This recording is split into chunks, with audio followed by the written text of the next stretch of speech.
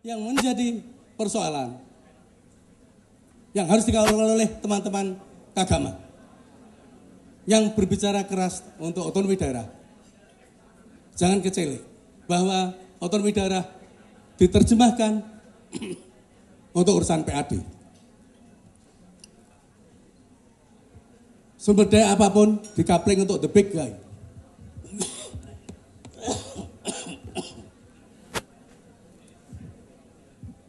Jadi tangannya dua untuk the big guy. Harusnya, coba teman-teman kehutanan apa? Kalau ada Bupati Anyar, hal pertama yang dilakukan apa? Pasti datang ke Manggala, mencoba bagaimana caranya merubah status hutan, tata ruang, dari status apapun menjadi area untuk peruntukan lain. Kalau sudah APL, berapapun dibayar. Leres mboten Pak. Untuk APL, untuk apa? Untuk bayar utang. Dalam pilihan bupati. Kalau sudah area untuk peruntukan lain, tidak dibagikan kepada rakyat untuk membangkitkan ekonomi daerah, tetapi diberikan ke the big guy. Alasannya apa? PAD, omong kosong. Kajian saya di beberapa daerah mengikuti perjalanan perbalakan itu. Government income-nya tidak tambah. Yang bertambah adalah government income dalam tanda petik. Tanah itu tidak pakai untuk kegiatan ekonomi daerah, tapi untuk the big guy. Amplopnya mas, karena bayar utang. Itu modus yang terjadi di tingkat daerah. Klik.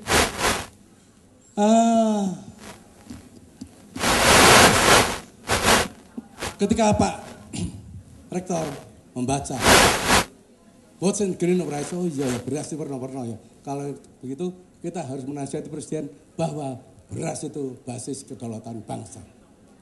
Dulu beras memang hanya urusan komoditas sosial, tidak pernah ada harganya dan tidak pernah diperdagangkan. Hari ini beras itu adalah urusan politik, urusan kedaulatan, urusan spiritual, dan urusan macam-macam. Bukan urusan, ketika kita berbicara impor, berkenaan dengan komoditas lain silahkan. Tetapi ketika berkenaan dengan beras, ya, tentu impor itu harus dipikir 40 kali. Ya. Karena apa? Berkenaan dengan hak hidup orang banyak. Urusan keadilan, urusan hak akan penghidupan, urusan macam-macam. Menteri Perekonomian yang bakal datang tidak boleh melihat beras hanya sebagai komoditas finansial. Murah, import saja, tidak usah produksi. Oh, pecat kalau gitu. Ya.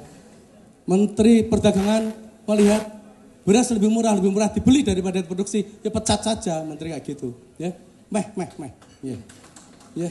Jadi Menteri Perdagangan, Menteri Keekonomian, Menteri Keuangan, Menteri Perindustrian harus tahu what's in green rice. Ini urusan kedaulatan bangsa. Kita lihat selama ini, ya, teman-teman saya karena tua, dirjen banyak. Dirjen saya tanya, kok sampean berani swasembada kedelai itu siapa yang bilang? Data sampean dari mana? Oh enggak tahu Maksum, saya juga cuma dikasih ini. Kok sampean bisa punya angka 1,8 juta ton target produksi tahun 2012, itu angka dari mana? Enggak tahu. Itu kontrak kinerja. Kok bisa mengatakan 2014 ini surplus 10 juta ton dari mana? Wamentan saya tanya waktu itu, Bayu, dari mana angka 10 juta ton itu? Ya ada hitungannya. Saya tanya dirjennya dari mana itu? Enggak tahu Maksum. Kalau dirjennya dari UGM itu ditanya dari mana itu? Bisa ngaku dia. Ojo banter-banter, jangan ceritakan. Saya betul-betul enggak tahu. Lah kok sampai targetkan? Angka-angka itu enggak tahu. Anggarannya tahu. Anggarannya 5 tahun terakhir ini sudah mencapai 350 triliun untuk swasembada. Tetapi saya enggak tahu. Lah kok enggak ada yang tembus? Dari peternakan swasembada sapi itu sudah mundur 5 kali. Sapi. Komentar saya di depan para gubernur, loh memangnya negara kita ini sudah RUU, Republik undur-undur. Mundur terus. 350 ini gue apa? RUU, RI ini. Ya. Oke, ke depan yang namanya tadi saya sebutkan Pak Ketua Umum, Kagaba. Dulu kita hanya punya satu F, satu single F food. Sekarang food, feed, fiber, fuel sudah menjadi permainan finance. Ya. Ini harus diatur, rentenya banyak, harus diatur negara. Klik, kita lihat. Diatur oleh negara dengan government food policy-nya. Tapi faktanya itu adalah politik citra saja, omong kosong. 350 untuk urusan pangan, mubadir, menguap. Ya. Tarik menarik antara komprador dan kabinet. Coba, Bapak kalau mengamati. Setiap kali kabinet ada kisruh pangan, pasti rame. Ada yang bila Bapak petani, sebagian membela panjenengan, membela sampean para petani dan nelayan. Pura-pura. Sebagian harus diimport ini. Tetapi rekan-rekan sekalian, sudah bisa diduga jawabannya pasti cukai masuk nol. Pasti kuota impor dinaikkan. Pasti bebas. Biaya masuk dinolkan. Bebas masuk, bebas impor. Itu sudah jelas solusinya. Pura-pura berkelahi di depan untuk menyenangkan para petani.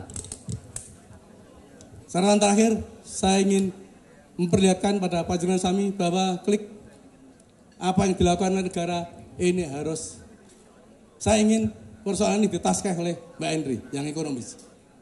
Dalam catatan saya, ya, para ekonom cecunguk yang berada di istana itu hanya menghibur presiden.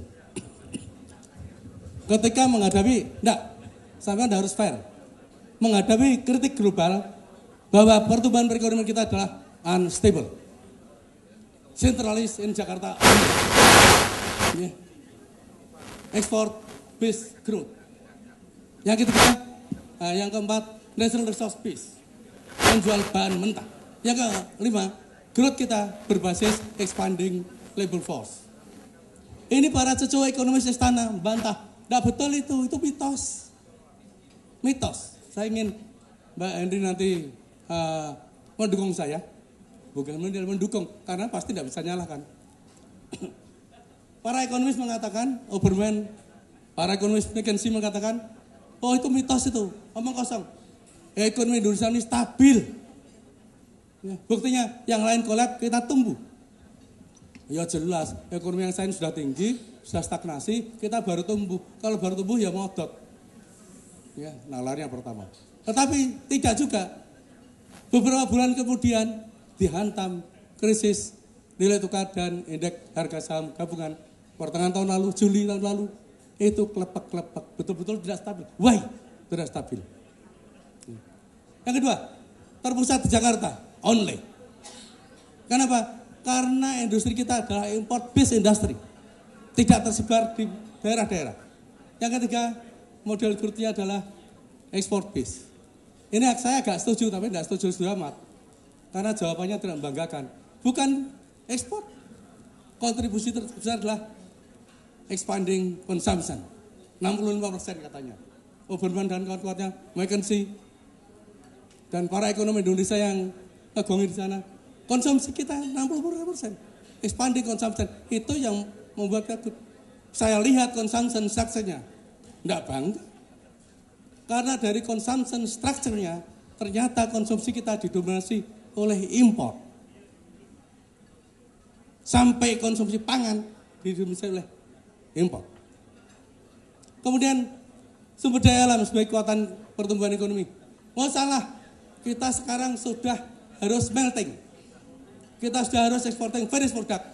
Baru dirancang perpresnya sudah dipakai untuk membantah. Sampai sekarang urusan smelting untuk mining itu tidak pernah selesai. Ya.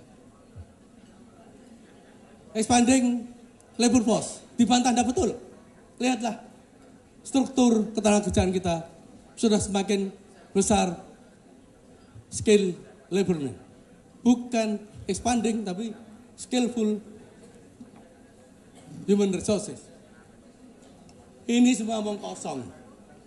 Saya ingin Bapak dalam perspektif lembaran terakhir mau ya. Ya, terakhir sudah habis waktunya ini. Ya, sebentar satu lagi. Satu lagi. Melihat dari kedaulatan pangan kita lihat. Kalau sebelumnya. Kalau tidak stabilnya growth, ya jelas tidak stabil. Karena apa? Yang kita kembangkan adalah import based industry, bukan domestic based industry. Krisis rupiah dan indeks harga saham itu buktinya membuat perekonomian rusak. Pasti stimulus. Utang kita semakin membengkak. Utang kita 10 tahun terakhir membengkak menjadi 4 kali lipat dari sebelumnya. Tetapi industri semakin tergantung. Solusinya kalau mau stabil ya domestic base lah. Kalau domestic base ya kedaulatan pangan. Ya. Enggak bisa tidak. Centralizing Jakarta, sampean mau decentralizing growth center, kalau enggak kedaulatan pangan mau pakai apa? Demak kampung saya mau sampean tumbuhkan tidak dengan kedaulatan pangan dengan apa? Konsumsi yang didominasi oleh import. Bagaimana kalau sampean tidak menumbuhkan kedaulatan pangan? Import saya dalam konsumsi kita sangat tinggi. Sumber daya alam dan sumber daya manusia sebagai primary resources, saya kira hanya ada satu cara. Peningkatan nilai tambah. Itu yang akan berubah itu. Dan itu adalah processing. Itu adalah hilirisasi. Dan itu adalah bagaimana kita bangun hilirisasi terhadap domestic based resources. Dan itu adalah kedaulatan pangan. Mohon maaf, saya over optimistik dan saya berani kalau makronya begitu, mikronya lebih optimistik. Wallahul muwaffiq ila aqwamit. Assalamualaikum warahmatullahi wabarakatuh. Tepuk tangan buat Pak. Ibu Bapak, Profesor Maksum sudah menceritakan betapa ancaman di Indonesia terutama soal pangan, terutama sebagian besarnya ada kekeliruan kebijakan oleh negara. Kecenderungan industri yang berorientasi impor dan kemudian tadi krisis yang sesungguhnya itu akibat dari politisasi pangan. Tesis-tesis kunci yang tadi disampaikan oleh beliau, yang dengan bahasa beliau itu sedikit kalau nggak cocok Pak Teddy itu. Yang penting moderatornya jangan dimatikan ya. Nah, poin kunci yang tadi disampaikan oleh beliau bahwa kebijakan yang selama ini berorientasi pada pertumbuhan dan juga impor yang tidak terskema itu kecenderungan mematikan sumber daya di tingkat daerah maupun di tingkat nasional. Salah satu tadi yang tesis penting untuk disampaikan di sini adalah paradigma lama yang dipakai sekalipun sekarang ini di era desentralisasi ternyata masih juga terjadi sentralisasi di dalam kelola pangan. Berikutnya saya minta Profesor Andreas Santoso.